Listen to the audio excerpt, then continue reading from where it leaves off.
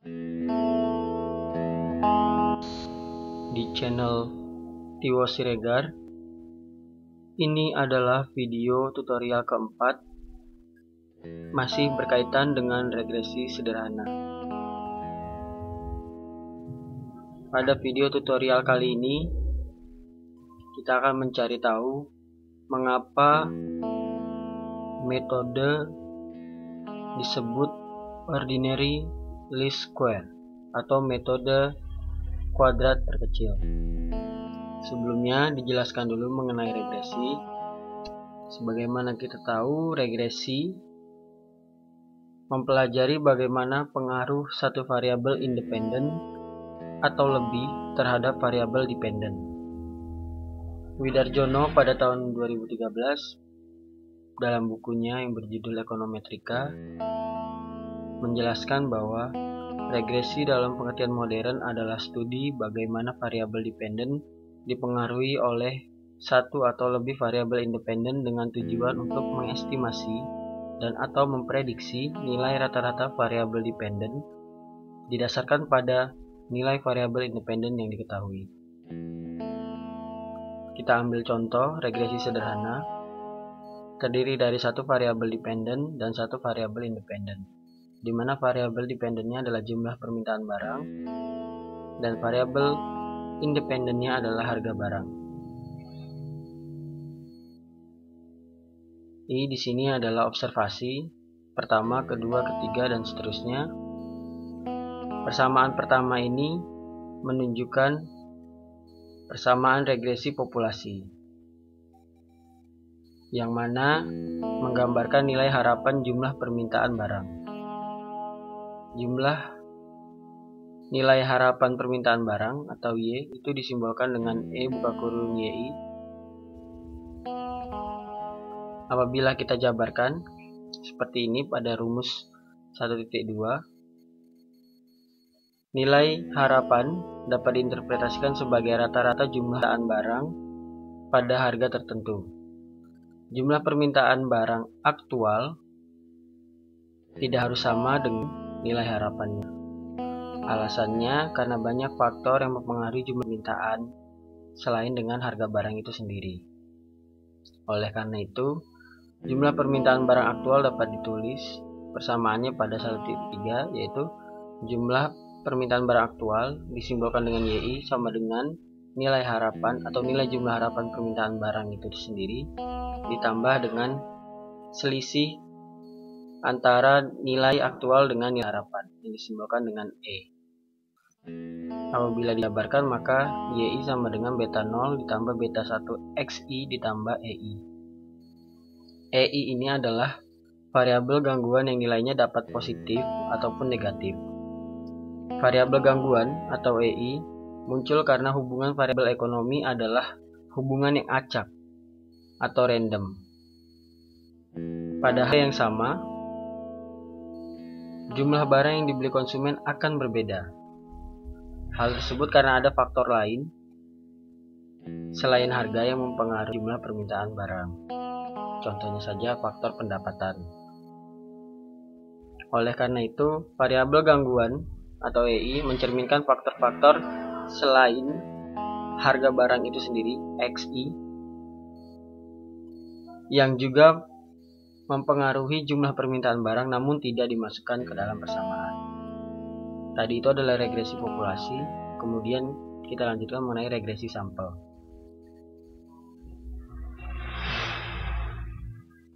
Seringkali kita tidak dapat melakukan regresi populasi karena dengan berbagai alasan, misalnya keterbatasan waktu, juga jumlah observasi yang begitu banyak sehingga membutuhkan dana yang besar. Akhirnya kita mengambil sampel dari populasi. Pada regresi sampel, persamaannya adalah Y caping sama dengan beta caping 0 ditambah beta caping 1 dan XI. Y caping itu adalah nilai prediksi Y-nya, sementara beta caping 0 itu adalah estimasi parameter dari populasi beta 0, beta caping 1 estimasi parameter dari populasi beta 1, XI adalah harga barang, dan I observasi pertama, kedua, ketiga, dan seterusnya. Nilai antara prediksi dan aktual tentu tidak harus sama. Perbedaan antara jumlah permintaan yang diprediksi yang ini dengan jumlah permintaan aktual itu disebut residual. Seperti ini. Oleh karena itu, jumlah permintaan barang aktual dapat ditulis dengan persamaan dalam 2.1, yaitu jumlah permintaan aktual sama dengan nilai jumlah prediksi Y-nya ditambah dengan residualnya. Kalau kita jabarkan, berarti jumlah permintaan barang aktual sama dengan beta caping 0 ditambah beta caping 1 XI ditambah E caping I. Nah, selanjutnya kita masuk ke dalam contoh data. Ya, ini dia. Sedikit lemot. Nah, ini tadi rumusnya. Kita menggunakan regresi sampel pada persamaan 2.2 untuk regresi sederhana.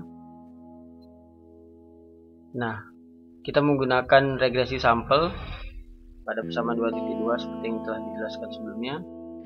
Untuk mencari residual, itu rumusnya adalah nilai aktual dikurangi dengan nilai prediksi. Nah, pada regresi, persoalan yang paling penting dalam membuat regresi sampel adalah bagaimana kita bisa mendapatkan garis regresi yang baik. Garis regresi sampel yang baik itu terjadi jika nilai prediksinya sedekat mungkin dengan data aktualnya. Dengan kata lain, kita akan mencari nilai dari beta aksen 0 dan beta aksen 1 yang menyebabkan nilai residual sekecil mungkin. Nah, salah satu metode yang digunakan untuk mendapatkan nilai residual sekecil mungkin itu adalah metode ordinary least square atau metode kuadrat kecil. Kita ambil contoh dua data. Data ini berasal dari statistikkian.com. Terima kasih kepada statistikkian.com mengenai regresi sederhana di mana Y-nya adalah jumlah permintaan barang dan X-nya adalah harga barang itu sendiri. Jumlah observasinya itu ada 10. Dapat dilihat di sini, ini adalah garis regresi dan di sini adalah sebaran data. Saya buat sebaran datanya melalui scatter plot. Nah, untuk melihat residualnya, apabila garis regresi yang baik itu apabila terjadi jika nilai prediksinya sedekat mungkin dengan data aktualnya. Jadi berada pada garis regresi ini. Tapi dapat dilihat di sini nilainya berpencar baik di atas garis regresi maupun di bawah garis regresi. Seperti itu. Kemudian kita coba hitung. Untuk perhitungan ini dapat dilihat dari video tutorial pertama, kedua, dan ketiga. Kita mencari nilai prediksi di sini sudah diketahui. Kemudian untuk mencari residual, kita tinggal mengurangkan Y aktual dengan Y prediksinya, kemudian dapat nilai residual. Nah, jadi sudah dijelaskan, kita ingin mencari nilai residual itu sekecil mungkin atau sedekat mungkin dengan data aktualnya. Itu menggambarkan garis regresi sampel yang baik. Tapi jika kita jumlahkan nilai residual ini, maka jumlahnya sama dengan 0. Dapat dilihat di sini jumlahnya sama dengan 0. Nah, kenapa jumlahnya sama dengan 0? Ini karena kita memberikan timbangan yang sama kepada setiap residual tanpa melihat jauh dekat jaraknya. Menurut Gujarati 2013 pada bukunya yang berjudul Ekonometrika. Padahal kita tahu bahwa ini jumlahnya memang sama dengan 0, tapi kita tahu bahwa selisih antara data aktual dengan data prediksi itu cukup jauh. Ada yang minus 142, ada yang 68, ada yang minus 215. Jika kita pindahkan data ini, itu di sini berada pada sebaran di sini. Nah, lantas dengan jumlah sama dengan 0 ini, apakah garis regresi tadi sudah baik? Ternyata tidak mencerminkan. Nah, untuk menghindari permasalahan terjadinya nilai residual sebesar 0, kemudian diberikan timbangan kepada masing-masing residual. Salah satu caranya adalah dengan mengkuadratkan masing-masing residual. Dengan mengkuadratkan, maka diberikan timbangan yang lebih besar kepada masing-masing residual yang punya jarak yang lebar. Contohnya observasi pertama, observasi ketiga. Nah, setelah itu, setelah kita berikan timbangan kuadrat, kita kuadratkan, maka jumlahnya sudah tidak lagi 0. Nah, metode inilah yang disebut metode kuadrat terkecil atau ordinary least square. Ordinary least square itu berarti kita mencari nilai residual sekecil mungkin dengan menjumlahkan kuadrat residual. Seperti itu. Nah, dengan mengkuadratkan tadi, maka terjamin bahwa nilai residual tidak akan sama dengan 0.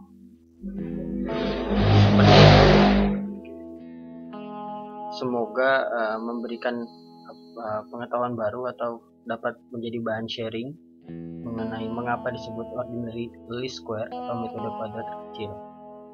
Apabila ada pertanyaan, silahkan ditanyakan pada temannya dan membaca buku.